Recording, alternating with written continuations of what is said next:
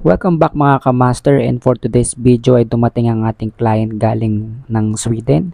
At shoutout nga pala kay Ma'am Wilma Narcy. Ayan, naglalakad na tayo dito sa EDSA Top at papunta na tayo ng Kabayan Hotel. So ayan, so ito yung pinaka-itsura ng loob ng Kabayan Hotel. Nag-start na ako dito na i-analyze ang buhok ni Ma'am Wilma. At ngayon ay ginupitan namin siya dahil gusto niyang paiksian. At inuna namin dito yung hair color ni Madam dahil meron siyang white hair at nag-DIY siya para mapantay natin yung processing time mamaya sa kanyang rebond. Pagkatapos natin makover yung puting buhok mga kamaster ay pinabanlawan na natin at sinuklay at pinutuyunan rin natin siya dito ng 100% dry. Nag-start na ako dito mag-apply ng pang-rebond at mabilis lang yung pag-a-apply natin dito at pagkatapos natin ma-applyan ay in-strand test natin. Pagkatapos natin ma-process ay pinabanlawan at binlower natin with paddle brush.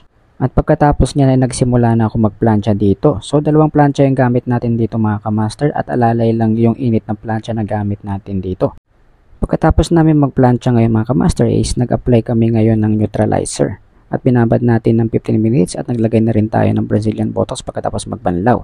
So pinatuyo na rin natin ngayon mga kamaster 100%. At ngayon naman ay nagplansya tayo. At ang gamit ng init na plansya natin dito is 180 degree lang. So yan, ito na yung pinaka-finished product ng ating Rebond Brazilian Botox with hair color. Maraming salamat mga kamaster!